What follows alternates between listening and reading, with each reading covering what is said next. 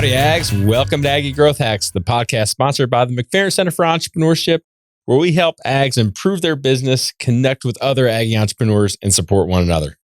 I'm your host, Greg Martin, Fighting Texas Aggie class of 2001.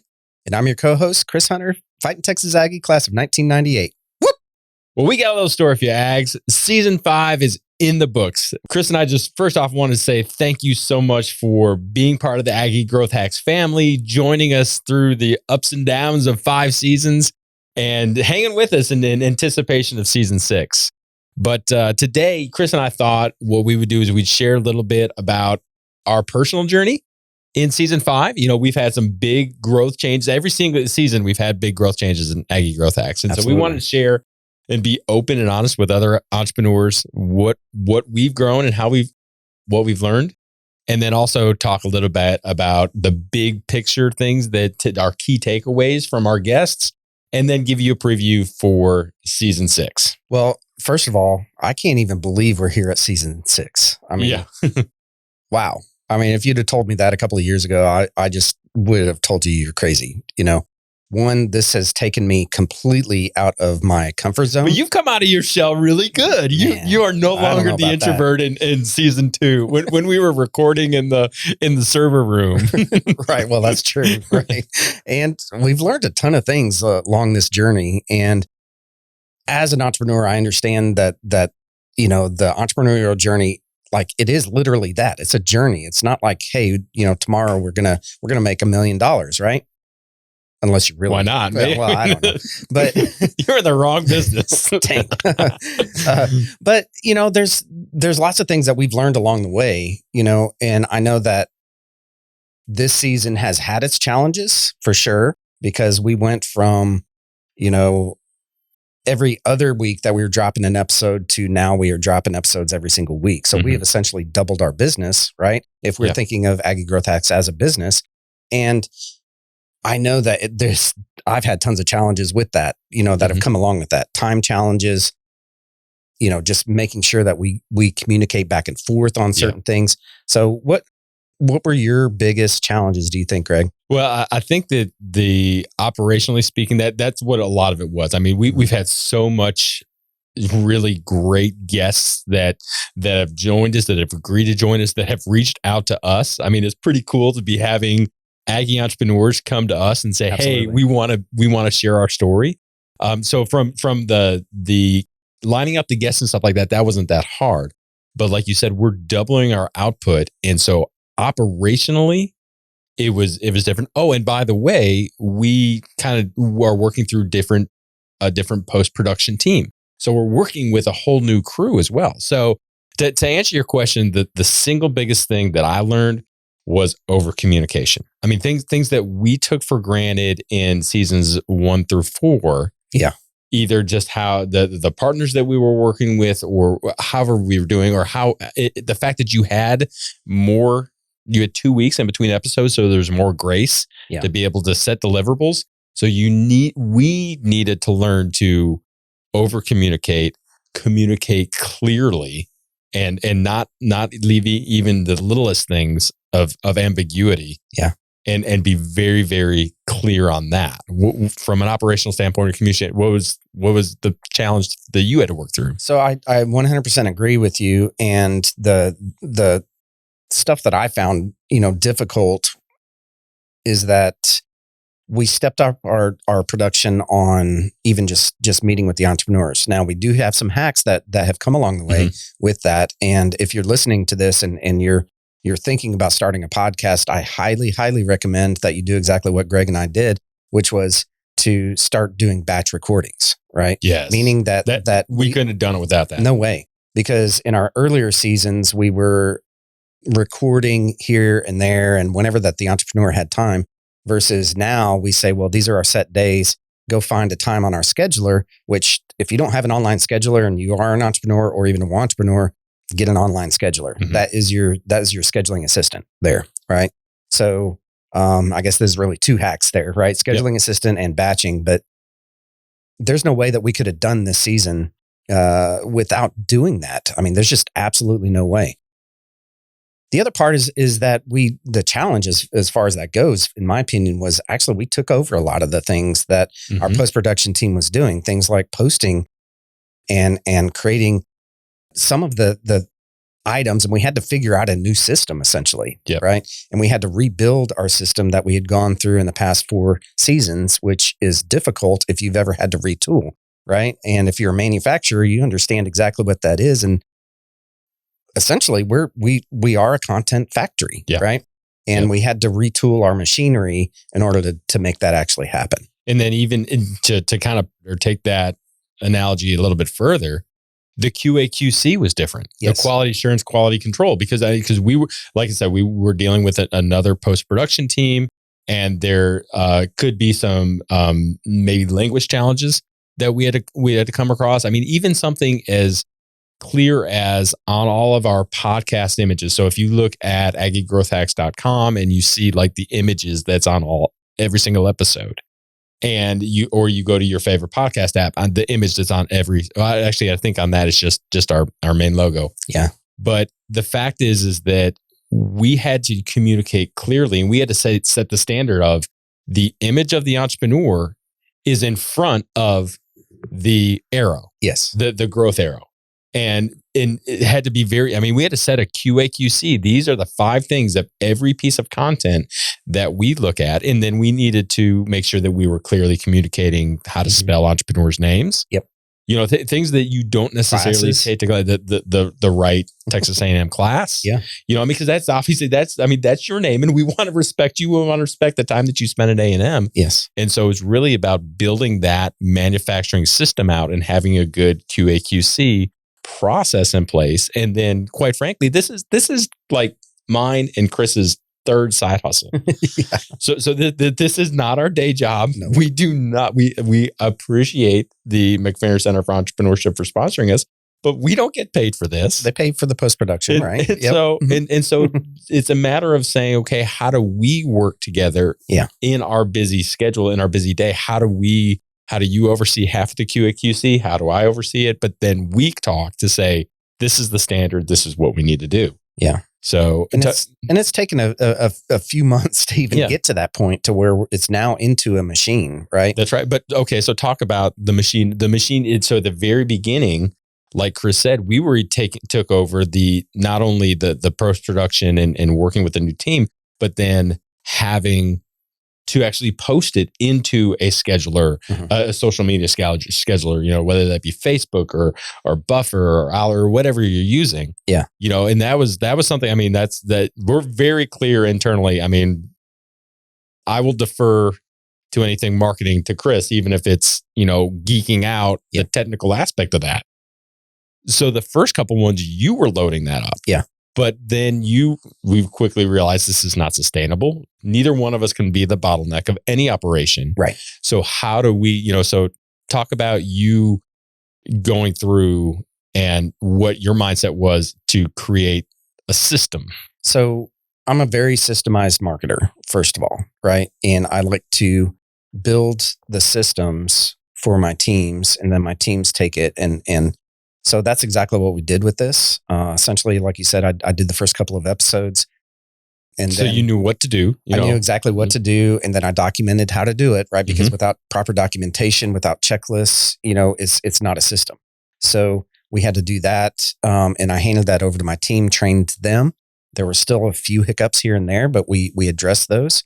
And, you know, I mean, we're at the end of the season at this point, and you know, I think that we have it down for the most part. You know, there's a few things here and there, but I mean, employees mess up. It is what it is, right? And I mean, that happens to y'all every day, right? Yeah. As entrepreneurs, right? I mean, nothing's perfect every single time. Nothing is perfect, but knowing that, hey, you know, this is probably my fault for not communicating properly to my team or doing the proper training or having I didn't think about that to add that to the checklist, right? So let's add that. And so that checklist becomes that documentation, then that can live on beyond, you know, me, honestly, right, as far as Aggie Growth Hacks, you know, goes on how to schedule things out in, a scheduler, how to post it to the, you know, YouTube, how to post it to, the podcast area that then distributes it out to iTunes and Spotify. I can geek out on this stuff all day long, but the short of the matter is making sure that it comes down and you build that system, right? And you have it properly documented. And what I have also learned is that training and documentation are two different things. You've got to properly train someone and then create the documentation based off of that training, right? So let's roll into our takeaways. Okay. Because this season, I mean, we've had 26 episodes. Yeah. In this season. And so by far the most episodes we've had in any season before. We've had some amazing Aggie entrepreneurs. Yes. I think there were some themes throughout the season. Yeah. So what were some themes that you pulled out? So the biggest themes that I pulled out, right? And I have a few key items that I'll address later, but the big picture items was knowing your purpose. Okay. Having the correct people in the correct seats, right? Right people, right seat. And that's an EOS term right there. But blocking and tackling your time, you got to, I got to throw that in there, but it's so important to do, right? Making sure that your time for the important things are added to your calendar. And we heard that over and over and over again, and drive, just having the proper drive as an entrepreneur, right? And making sure that you understand that it is a journey. And I mean, like Robert Martinez talked about how he didn't want to settle for good. Right. He wanted to settle. He wanted a greater life than good. Yeah. So that was cool to me. And then values. I think that, every single one of the entrepreneurs talked about having core values and the proper values and valuing other people. Mm-hmm. And that's super important for every entrepreneur to understand and to add into their own companies, right? Core values, again, is part of the EOS system. Yep. One thing that I would love is to do a survey with all of our entrepreneurs that we to figure out exactly how many of them are on EOS at this point. I think we can probably just go back and listen to them. Either EOS or Vistage or Scaling Up or something like that. It would not surprise me if 85% or more. Yeah. Because I mean, again, it's about having that system around you to realize that the owner, the entrepreneur, the leader, in EOS terms, the visionary or the integrator don't need to be the bottlenecks. Yeah. I think that's what makes teams highly successful and makes teams, to be able to grow. Yeah. I think that from my standpoint, the takeaways I have very similar to yours. Mm-hmm. One, I mean, we constantly talked about the culture and having those things that define the company to attract the right employees, to attract the right customers, and to repel those that are not. And there's nothing wrong with that. So, I mean, it's so much in the past that, so this is kind of a little bit of a preview for season 6.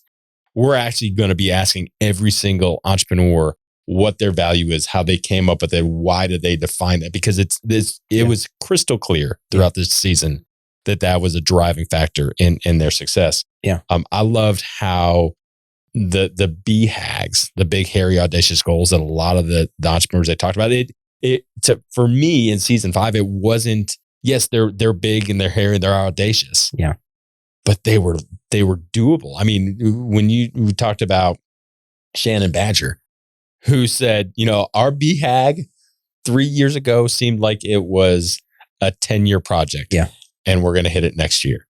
That's so cool. I mean, to be able to be like, I have to have the vision to know where I'm going and then to realize it's not going to take forever, but to actually have that. I loved how the Aggie spirit worked its way through entrepreneurship. And what I mean by that is everybody from Larry Warnock, who gave us a peek into what venture capital is really like. Yeah. I really would have loved to know if anybody actually Googled, Woolly Mammoth, Austin company. But Larry to say, hey, if this is a VC ready concept, I'll tell you, I'll shoot you straight. I'll introduce you to somebody. Yeah. And if it's not, I'm going to tell you that right away too. Travis Richards is like like my superpower is a connector, to be able to have the people that come in together and say, how can we help support one another, make each other better? Right. And then I think about Max Gerald. I mean, as a student, started a non-for-profit that truly is impacting essential Aggies. Yeah. And that's a blueprint that is going to go across the entire A&M system. And, if you believe Mass, which I do, is going to go across the nation and how to do that. So it is so awesome. The ingenuity, the drive of Aggie entrepreneurs. And I think that came out super, super clear in season 5. Absolutely. And a couple of the items that really, really, really stuck out to me, right? Brandon Cunningham, where he reached out to and has reached out to every single Aggie 100 winner. If you don't take anything from this season, do that. Just do that. Especially if you're a student. Right. I mean, Ags, we will connect with any student at A&M. So make it easy on yourself, yo. Absolutely. I mean, and that was such a cool thing to hear. And that's honestly what we do anyways via Aggie Growth Hacks, right? We're introduced to the majority of the Aggie 100 winners. And if you don't know what the Aggie 100 is, that's the top 100 Aggie entrepreneurs in the nation, right? Fastest growing. Yep. Yeah. The fastest growing. So reach out to them, right? It's listed on their website on who won. So reach out to them on LinkedIn, right? And just introduce yourself. And that was super cool to hear that, and I'm like, oh yeah, we should be totally all doing that, right? It's the Aggie Network. Do it. Yeah. So let's kind of transition a little bit. Let's give a little bit of a sneak peek into season 6. So what are you excited about season 6? What are the things that as we've been talking and planning for it, that what gets you up and excited every day to get you out of bed? Well, I think it's really, first of all, I think it's really super cool to meet all of these super successful people, right? In business and entrepreneurs. I mean, I'm an entrepreneur, and one of my core values is constant learning, right? And I think meeting with these folks and seeing these common themes and seeing, okay, yeah, the vast majority are on some sort of entrepreneurial framework, right? Or the vast majority of them have core values for their company and have a big, hairy, audacious goal, right? I think that's what gets me up and going, because I love learning, right? I love learning from these entrepreneurs, and I'm always excited about that. The interviews to me are the coolest part of doing this whole thing. Yeah. So what about you? Well, I am super stoked that in season 6, we will actually hit 100 episodes. 100 episodes. I mean, there's for all you podcast geeks out there, the vast majority, I would say like 90, probably close to 90% of podcasts don't get beyond 25. Most of them don't even get beyond 5. And with the support of the McFerrin Center, with the support of you, our listeners, with the support of the Aggie entrepreneurs that have been on our show, we're going to hit 100. And that is, I mean, that just baffles my mind. Yeah. But I'm so stoked about that. So when does, because we're going to take a little bit of a break after today, we're going to take a little bit of a pause to kind of do a little bit more prep and continue to work on Aggie Growth Hacks to bring more value. When does season 6 actually drop? So it drops on March 7th, 2023. So be sure to have that on your calendar, block and tackle it, and make sure that you are ready for this new episodes coming through and new Aggie entrepreneurs.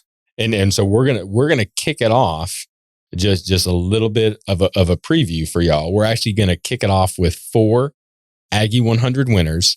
The very first episode is going to be the 2022 number 1 Aggie 100 winners. So the fastest growing Aggie company in 2022 is gonna kick off our season 6. Yeah. And so we hope that you join us for that.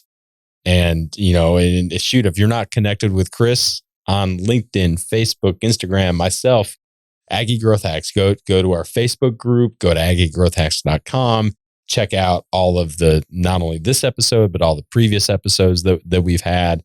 If you can't tell, we do this to connect Aggie entrepreneurs, to help Aggie entrepreneurs, to learn from you and to hopefully connect you with someone in our group that can help educate you on things you're struggling with. Absolutely. And, obviously we can't do any of this without the McFerrin Center. Make sure that you go to the McFerrin Center's website by going to aggiegrowthhacks.com/McFerrin, and that'll take you right to their website, nice and easy. So until March 7th, Ags, I'm Greg Martin. And I'm Chris Hunter. Thanks and gig 'em.